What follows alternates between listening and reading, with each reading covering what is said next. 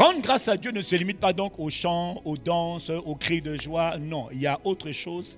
Pour dire merci à un homme, tu peux te contenter de lui dire merci monsieur. Oui, mais quand tu dis merci à un esprit, à un être spirituel ou à une divinité, la parole n'est pas suffisante. Il y a autre chose que tu dois poser, c'est un acte. Dans le livre de Deutéronome chapitre 12 au verset 1, Dieu parlait déjà à son peuple. Il disait, il donnait comme instruction, il dit, il y aura un lieu que l'Éternel votre Dieu choisira. Ce lieu, Dieu le choisira pour y faire habiter son nom.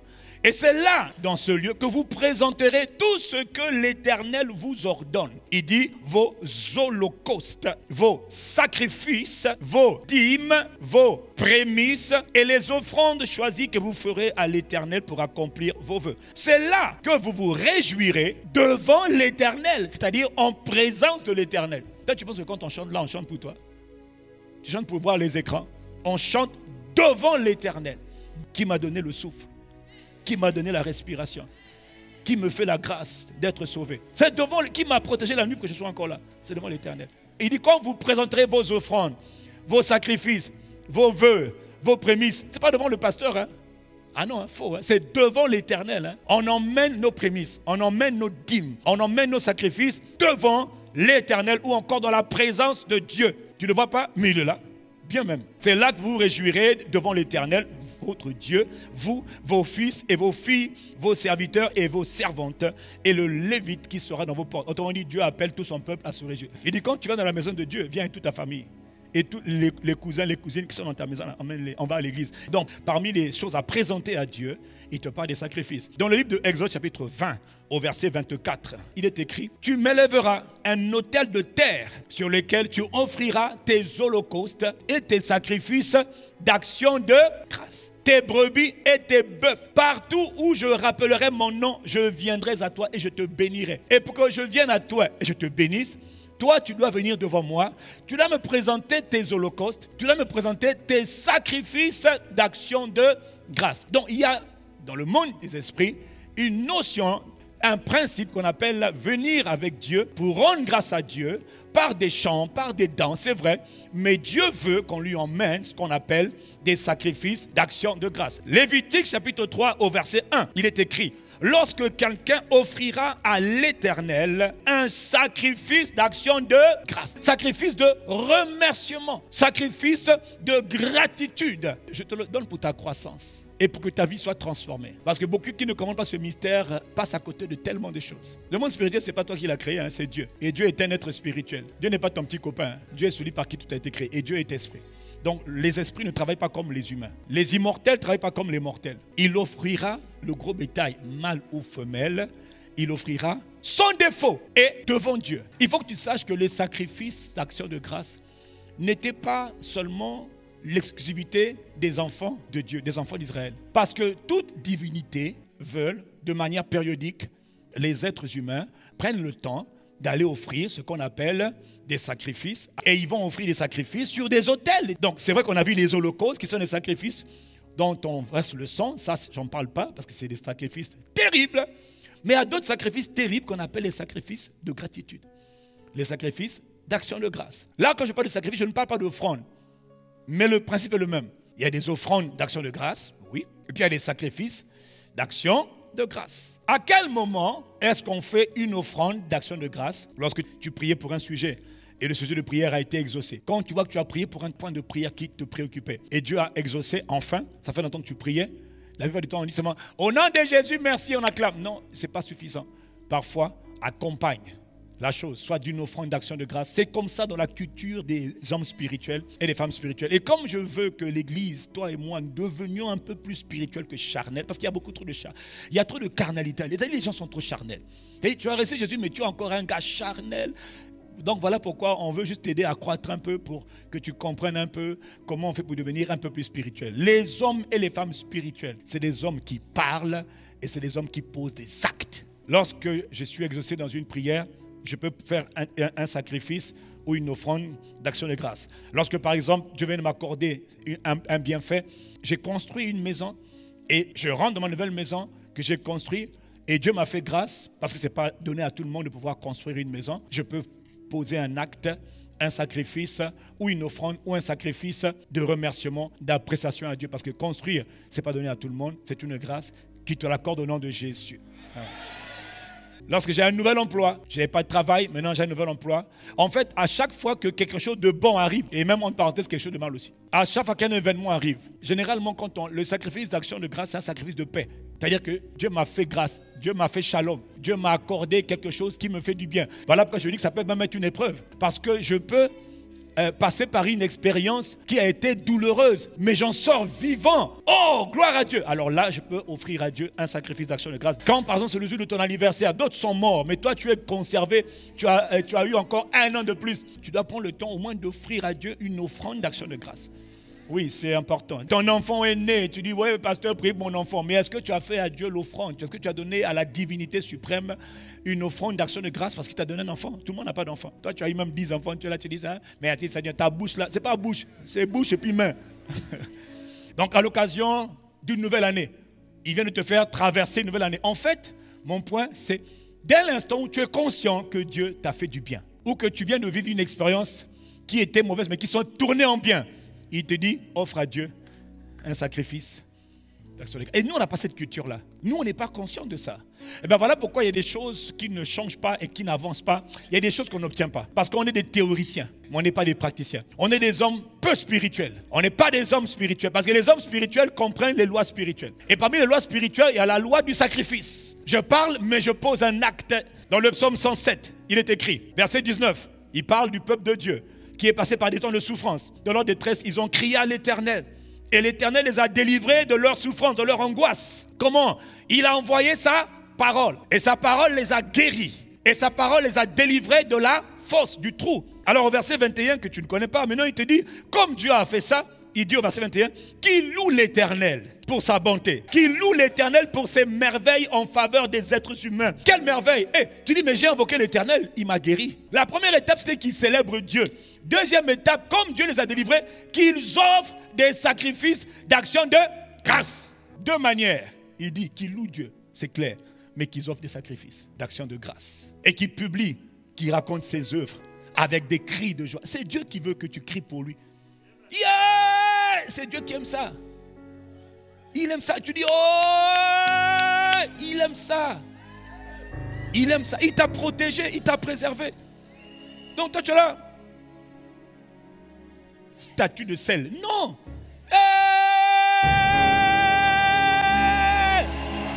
Ok. Stop. Mais quand tu l'as fait, action de grâce d'abord. C'est ça là qui manque.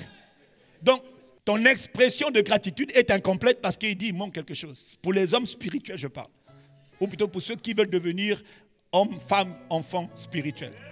Dans le psaume 116 que nous connaissons déjà, verset 3, il dit les liens de la mort, les angoisses du sépulcre, donc de la tombe m'avaient saisi. J'étais en proie à la détresse, à la souffrance et à la douleur.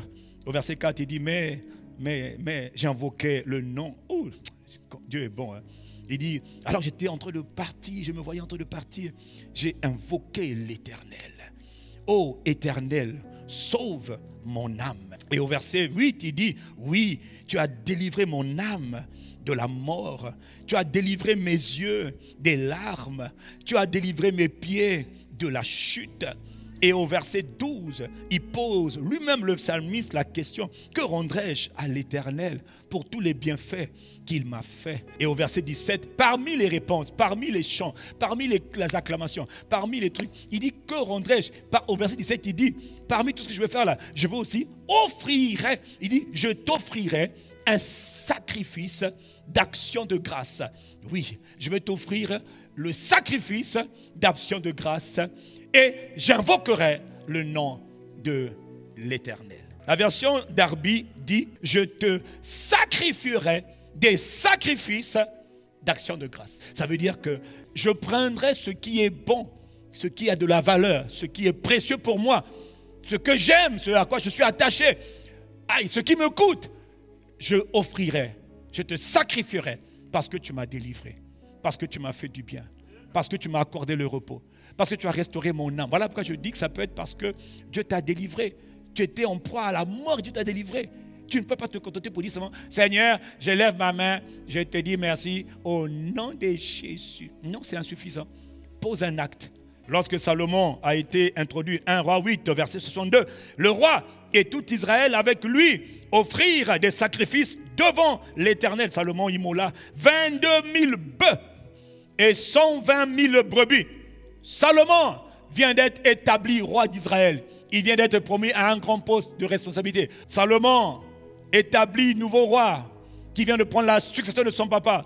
Qu'est-ce que Salomon a compris que toi tu n'as pas compris? Son père était un homme spirituel, roi, prophète, sacrificateur, l'homme au cœur selon Dieu. Mon fils, n'oublie pas mes préceptes, n'oublie pas mes instructions. Fais ce que je te dirai. Il avait bien commencé, même s'il a mal fini, mais au moins il avait bien commencé.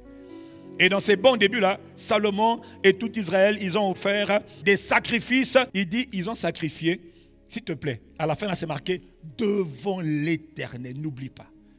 On ne sacrifie pas devant le pasteur. C'est devant Dieu. Verset 23, Salomon immola 22 000 bœufs et 120 000 brebis. Il dit quoi? Pour le sacrifice d'action de grâce qu'il offrit à l'Éternel. Ça, c'est des milliards. Mais pourquoi il a donné des milliards comme ça à l'Éternel? Pour dire à Dieu, merci. Je te rends grâce. Tu m'as élevé. Tu m'as fait du bien. Tu m'as positionné à une haute place. Je te célèbre. Pas avec ma langue, mais je t'offre des sacrifices. Alors pourquoi les sacrifices sont aussi importants? Les sacrifices déclenchent des bénédictions et des faveurs durables. Ce que l'offrande ne fait pas forcément. Les sacrifices déclenchent des bénédictions et des faveurs de génération en génération. Un seul sacrifice peut emmener une faveur incroyable sur un homme et toute sa postérité. Rappelle-toi d'Abraham. Il a sacrifié ce qu'il avait de plus cher. Il y a des gens, quand ils naissent, ils sont déjà plus que vainqueurs. Pourquoi? Parce que leur ancêtre avait fait un sacrifice. Il avait offert quelque chose de cher à Dieu. Et je vous ai toujours dit, dans le même ordre de grandeur, il y a des ancêtres, des aïeux, qui ont offert à des faux dieux, des puissances sataniques. Ils ont offert leur lignée.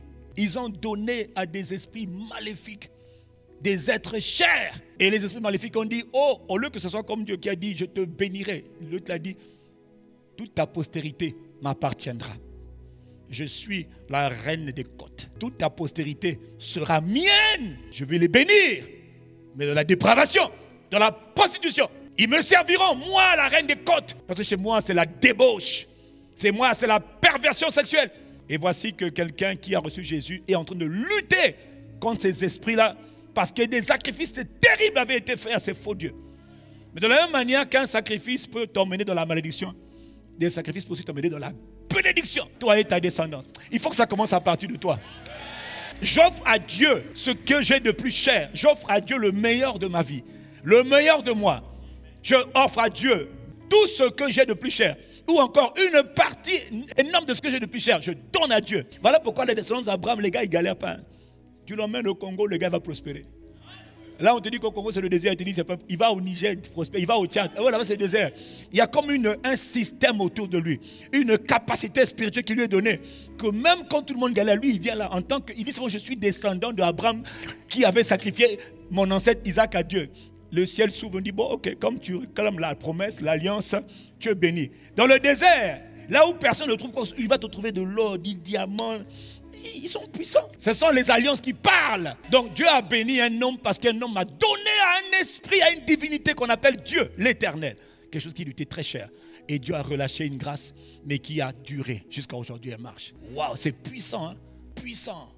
Une bénédiction qui dure des millénaires. Et même ceux qui naissent aujourd'hui, ils savent seulement qu'ils sont bénis à cause d'Abraham. Alors nous sommes la postérité spirituelle d'Abraham. Parce que le monde est d'abord spirituel et non pas naturel. Il y a la postérité naturelle et puis il y a la postérité spirituelle. Nous sommes de la descendance spirituelle d'Abraham. Les bénédictions durables, les faveurs durables proviennent pas des offrandes, mais des sacrifices. Genèse 8. Après que Dieu ait détruit la terre par les eaux du déluge, Noé bâtit un autel quand il sort enfin de son arche. Il a été lui aussi rescapé. Il a échappé à la destruction qu'a connue la terre par les eaux du déluge. Il a survécu. Il regarde autour de lui. Tous ses amis, ses frères, ses soeurs, ses potes, les gens qu'il connaissait, tous sont morts. Noé tremblant Parce que Dieu a exercé un jugement terrible sur la terre. Dieu était en colère et Noé était de la race des gens purs. Dieu l'a préservé. Comme quoi, quand Dieu te préserve, ce n'est que le fruit de la grâce de Dieu. Noé sort de l'arche, il bâtit un autel à l'Éternel. Et il prie, s'il vous plaît, de toutes les bêtes pures, de tous les oiseaux purs. Et il offrit des holocaustes sur l'autel. Noé, dès qu'il sort de l'arche, il a été rescapé, il est sauvé. Tout de suite, il vient dire à Dieu, merci. Pas avec la bouche, mais aussi il bâtit un autel, il prend ce qu'il y avait de beau, ce qu'il y avait de pur, qui avait survécu, et il offre à l'Éternel. Et la Bible dit, l'Éternel sentit une odeur agréable, parce que le sacrifice lui plaisait. Il dit, j'ai vu ce que tu m'as donné, des choses pures, des choses qui ont de la valeur pour toi. Ça, c'est l'être spirituel qui parle à l'être humain. Et l'Éternel dit en son cœur, à cause de la senteur là, je ne maudirai plus la terre à cause de l'homme. Il trouve même lui-même l'excuse à l'homme alors qu'il avait maudit l'homme. Il vient de changer les dispositions de son cœur. Je vous dis, on peut toucher Dieu. Tout homme peut toucher le cœur de Dieu. Et puis il dit, je ne frapperai plus tout ce qui est vivant comme je l'ai fait. Tant que la terre subsistera, les semailles et les moissons, le froid et la chaleur, l'été et l'hiver, le jour et la nuit ne cesseront pas. Et au verset 9 de Genèse, il recommence encore ce qu'il avait dit à Abraham. Il dit, Dieu bénit Noé et ses fils. Et il leur dit, soyez féconds, multipliez-vous, remplissez la terre. Le Dieu qui était en colère a été apaisé. Par des sacrifices d'action de grâce ou n'importe quel sacrifice, tu peux apaiser la colère. Tu peux neutraliser les malédictions qui frappent toute une famille. Puisque les malédictions ont été engagées, sont rentrées par des sacrifices. D'autres sacrifices peuvent neutraliser les malédictions. Pas seulement les paroles. C'est-à-dire ce que tu donnes à Dieu là, mais qui a de la valeur pour toi, qui est important pour toi. Tu dis, j'offre à Dieu. 2 Chroniques 1, verset 6. Ce fut là sur l'autel d'airain qui était devant la tente d'assignation que Salomon offrit à l'Éternel 1000 holocaustes. Et la Bible dit, on connaît ce passage, pendant la nuit, Dieu apparut à Salomon et demanda à Salomon, Salomon, demande ce que tu veux que je te donne. Salomon dit à Dieu, j'ai besoin de la compréhension, de l'intelligence, de la sagesse. Dieu dit à Salomon, bon, écoute, laisse tomber petit. Tu n'as pas demandé ça, mais je ne te donne pas seulement la sagesse que tu as demandé, je te donne la richesse, je te donne la gloire, je te donne les biens, je te donne tout ce que tu n'as pas donné, la longue vie, je te donne tout, tout, tout. Il y a des sacrifices qui emmènent ce qu'on appelle le tout de Dieu. C'est-à-dire, Dieu te gaspille, tu deviens une victime de la grâce de Dieu. C'est-à-dire, il t'arrose. Tu dis, Seigneur, c'est bon, j'ai déjà reçu. Tu dis, ah tiens ça, tu m'as tellement touché. Tu m'as tellement touché. Comment tu peux me donner autant? Mon frère, mon point, c'est apprends à donner à Dieu ce qui toi te coûte, mais assure-toi que ça plaît à Dieu. Là, on parle des sacrifices pour dire à Dieu merci. En reconnaissance pour les bienfaits de Dieu. Les sacrifices sont puissants. La taille de tes sacrifices détermine la taille de la charge spirituelle que tu recevras. L'autorité spirituelle n'est pas donnée parce que tu as beaucoup chanté ou tu as beaucoup prié. Il y a la prière, mais il y a le sacrifice qu'on associe à la prière. La prière, déjà, on a déjà vu comment la vie de prière peut être sacrificielle. Mais ce n'est pas tout. Il y a cette chose de valeur qui doit me quitter. Cette chose que je dois quantifier, je dois toucher, qui doit me quitter pour être semé à un être spirituel qu'on appelle Dieu. La charge spirituelle sur un être humain, sur une famille, dépend de la taille, de la puissance des sacrifices qui ont été faits. Et n'oublie pas, plus ça te coûte, plus c'est précieux pour toi, plus tu donnes, plus tu reçois une grande grâce, plus tu reçois une grande puissance. Dans 2 Corinthiens 9, verset 7, sachez-le, que chacun donne comme il a résolu dans son cœur, sans tristesse, ce n'est pas de regret, sans obligation. Il dit, car Dieu aime celui qui donne de manière généreuse. Il donne avec joie. La loi principale, quand on a faire une offrande ou un sacrifice qu'on veut faire à Dieu, n'oublie pas, la clé des clés là, c'est l'attitude. Il faut avoir une attitude généreuse.